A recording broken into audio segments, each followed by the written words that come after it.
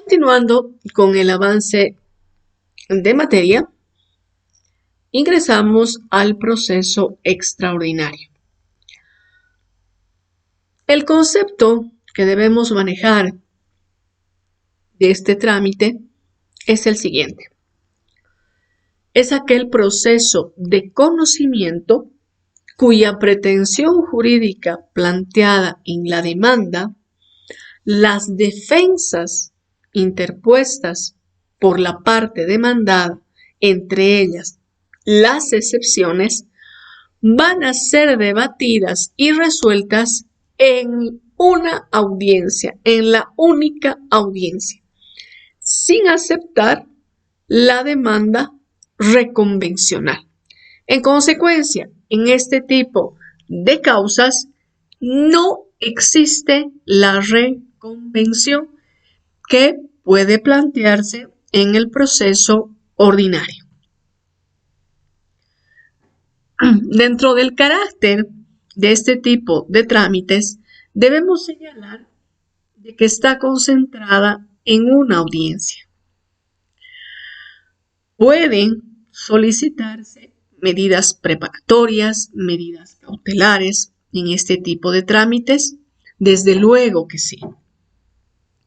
Dentro de las medidas preparatorias podría estar el reconocimiento de firmas y rúbricas, la inspección judicial anticipada, pero también están tanto la conciliación previa como la exención de costos y costas.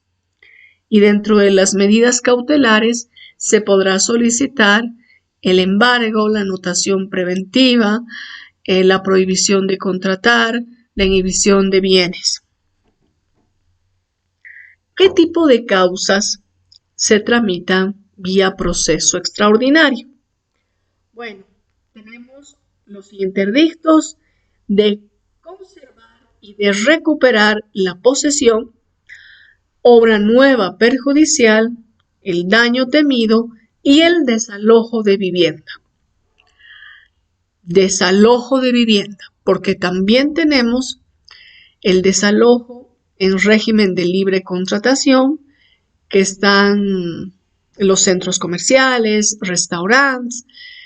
Estos no se tramitan vía proceso extraordinario, sino vía proceso de estructura monitoria.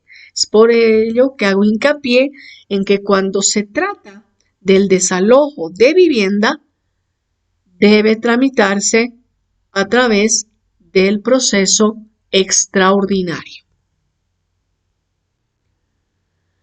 ¿Cuál es el procedimiento en este tipo de trámites? Bueno, les decía, se plantea la conciliación previa. Esta debe ser resuelta por el conciliador autorizado dentro del órgano judicial. Si es que las partes en conflicto no llegaran a una solución, el conciliador labrará esta acta dando a conocer la imposibilidad de solucionar el conflicto. Entonces, el abogado, al momento de interponer la demanda, deberá acompañar el acta de conciliación fallida. Asimismo, deberá acompañar la prueba documental que tuviera la parte actora en su poder, dar a conocer si es que algún medio probatorio, algún documento estuviera en determinada institución, ya sea pública o privada, para que la autoridad judicial disponga que dentro del tercer día la misma sea entregada al órgano judicial, al juzgado, para que se arrime a los antecedentes. En este memorial de demanda, si es que se va a solicitar algún otro medio probatorio, como ser las declaraciones testificales, la confesión provocada, prueba por informe, inspección judicial, deberá estar expresada y señalarle a la autoridad judicial qué hecho o qué hechos pretenden ser demostrados con dicho medio probatorio. Si esta demanda cumple los requisitos establecidos en el artículo 110 del Código Procesal Civil, la autoridad judicial admitirá la demanda y al admitir ordenará el traslado al demandado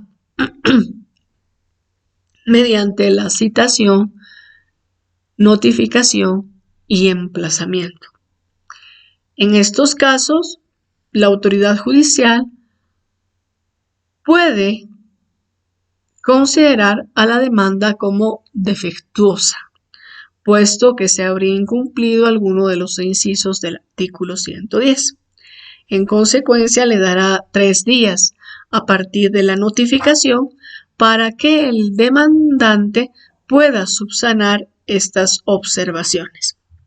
Caso contrario, se tendrá como no presentada esta demanda, esta pretensión. La citación al demandado puede darse de manera personal, por cédula, pero también por edictos.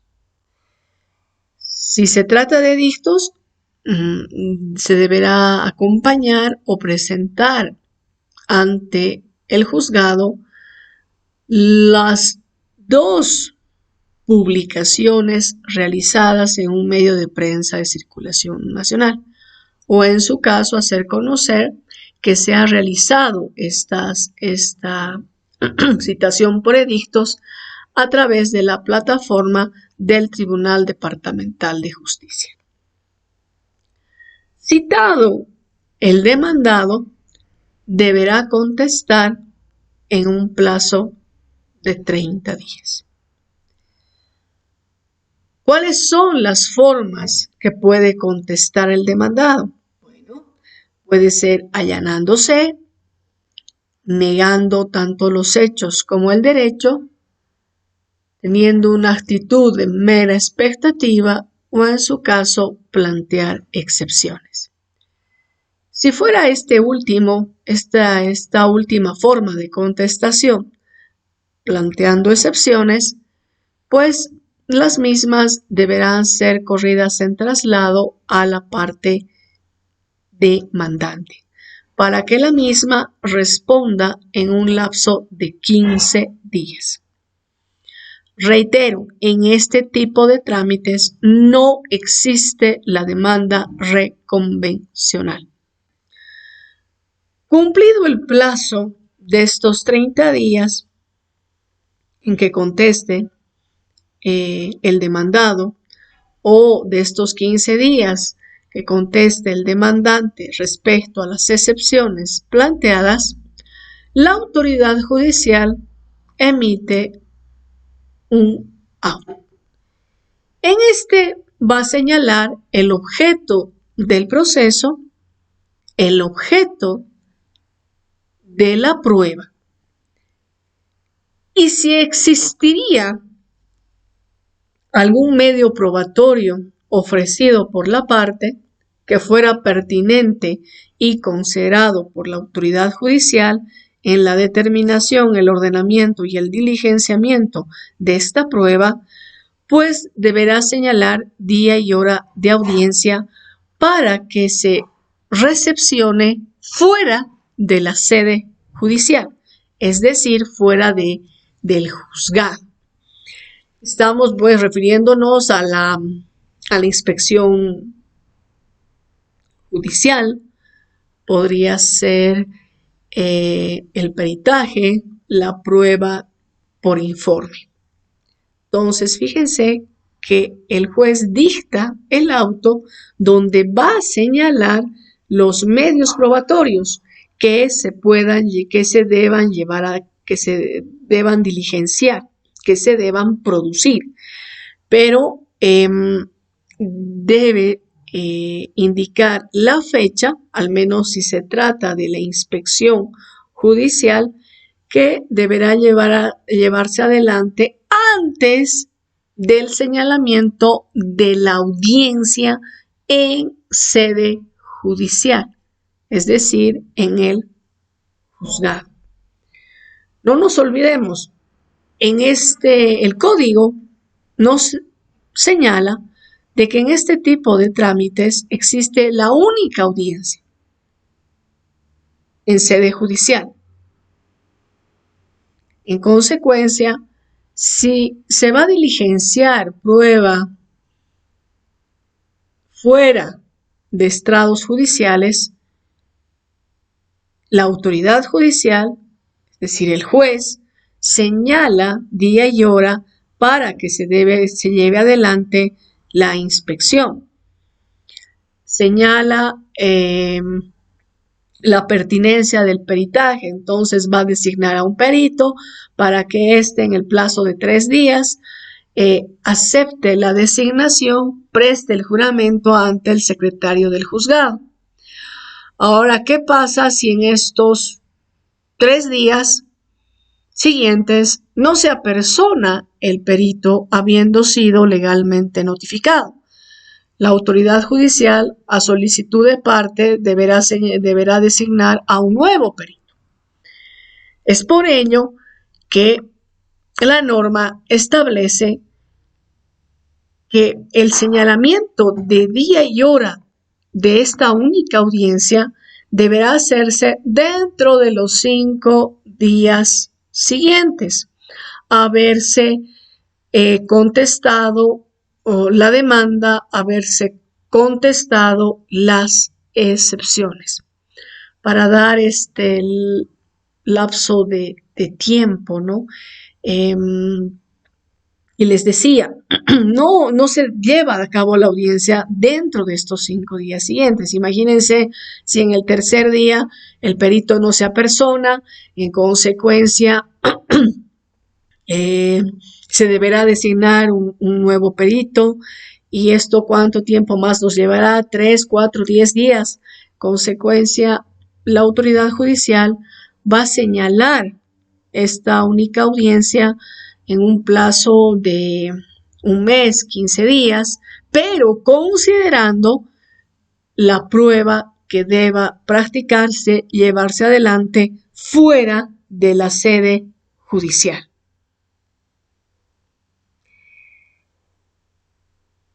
Habiéndose diligenciado la prueba fuera de audiencia, arrimándose el acta de inspección judicial, arrimándose al expediente, el dictamen pericial, la prueba por informe, el día y la hora señalados por la autoridad judicial deberán estar presentes las partes.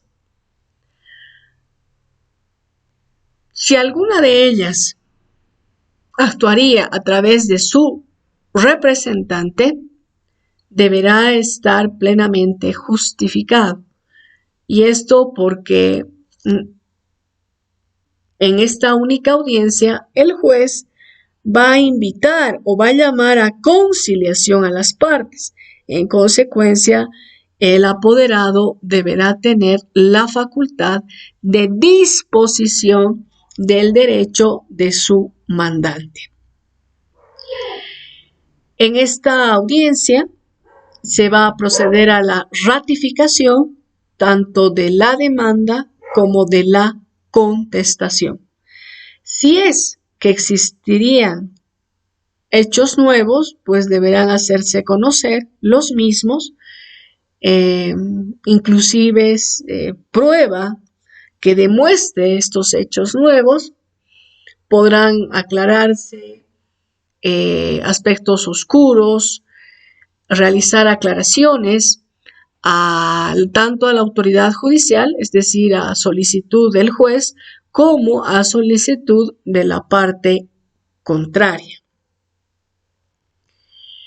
En esta única audiencia, el juez va a llamar a conciliación intraprocesal.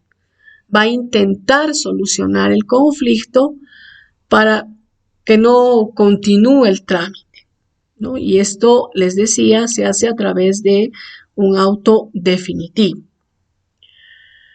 Luego procederá para el saneamiento del proceso recepcionar las pruebas que hayan sido ofrecidas por la parte demandada respecto a las excepciones.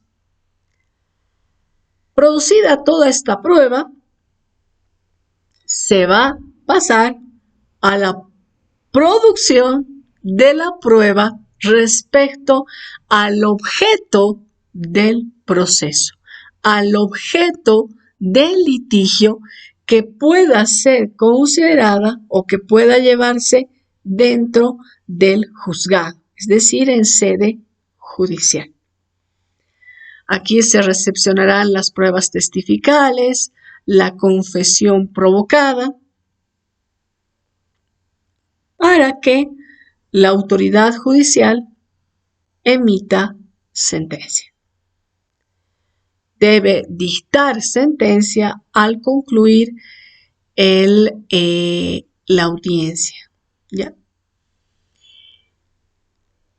En esta resolución que pone fin al conflicto en primera instancia, debe pronunciarse sobre tanto las excepciones planteadas por el demandado como por el fondo del conflicto, el fondo del litigio. En este tipo de trámites podrán percatarse que no existe la etapa de los alegatos, que sí se da en el proceso ordinario. Contra la sentencia emitida por la autoridad judicial, la parte que se considere agraviada en sus derechos, en sus intereses, podrá interponer el recurso de apelación. ¿En qué efecto se concede? En el devolutivo.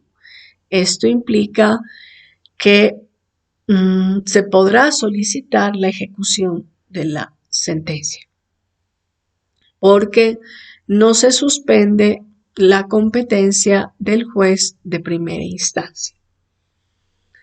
Resuelto este recurso de apelación a través de un auto de vista emitido por la sala a la que se habría sorteado la causa, concluye el proceso extraordinario, puesto que no existe el recurso de casación.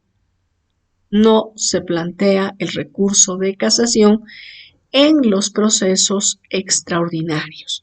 Por ello les decía que en el ordinario es en el único trámite que se puede plantear el recurso de casación. Por eso se denomina extraordinario. Solo procede en los trámites ordinarios.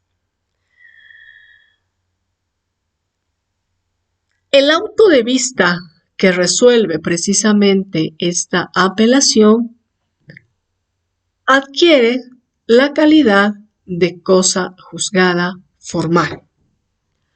Recuerden ustedes lo visto el semestre pasado. Cosa juzgada formal, cosa juzgada material. ¿Qué resolución adquiere la calidad de cosa juzgada material? Es la que se ha dictado precisamente en el proceso ordinario.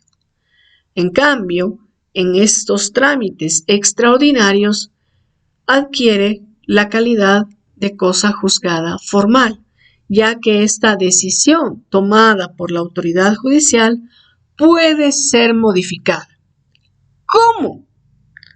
A través de un proceso ordinario.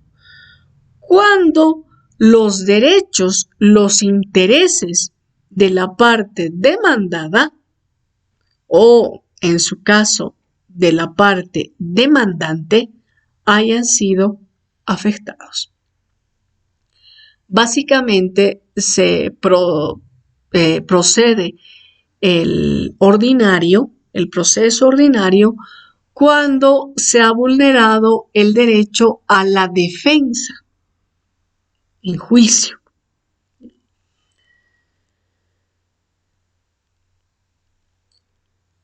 Este tipo de trámites extraordinarios no pueden acumularse a los procesos ordinarios. ¿Por qué? Bueno, precisamente porque la tramitación es distinta. Recuerden, en los procesos ordinarios tenemos la audiencia preliminar, la audiencia complementaria, se interpone el recurso de apelación y se concede en el efecto suspensivo contra el auto de vista que emite el Tribunal Departamental de Justicia, se puede plantear el recurso de casación. En cambio, en los procesos extraordinarios, para empezar, se resuelven en una audiencia. No existe la posibilidad de que el demandado plantee una demanda reconvencional. En el proceso extraordinario no existe la etapa de los alegatos. El recurso de apelación se concede en el efecto devolutivo y no procede el recurso de casación. Son estos los motivos por los que no puede acumularse un proceso extraordinario a un proceso ordinario, puesto que el trámite, repito, no es el mismo.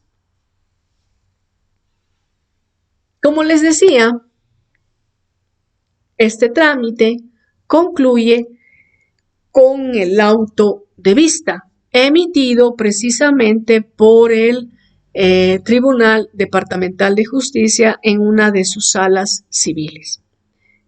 En consecuencia, adquiere la calidad de cosa juzgada formal.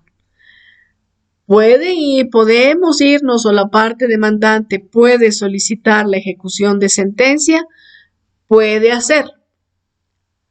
Ahora, para irnos a esta ejecución de sentencia, la misma deberá estar ejecutoriada. En este caso no importa que adquiera la calidad de cosa juzgada formal. Lo que interesa es que tenga esta calidad. ¿Quién se va a encargar de ejecutar la sentencia? Será el juez de primera instancia. Él es el que se encargará de la ejecución, tomando en cuenta si se trata de una obligación de dar o de entregar, de hacer o de no hacer. Dependiendo frente a qué tipo de obligación estemos, pues el trámite de la ejecución va a ser distinta. En algunas consistirá en un mandamiento de desapoderamiento, en otras consistirá en no hacer. Por ejemplo, cuando se trata de obra nueva perjudicial, entonces se deberá paralizar la construcción o inclusive demoler, que en este caso estaríamos frente a una obligación de no hacer. Reitero, mucho depende frente a qué tipo de trámite se esté sustanciando para que el juez disponga las medidas pertinentes para que su decisión sea cumplida. Bueno, con esto hemos concluido el trámite del proceso extraordinario. Agradezco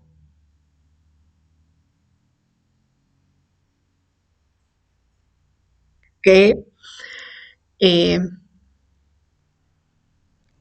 revisen este video y cualquier duda que tengan, pues estoy presta a absolver. Muchas gracias.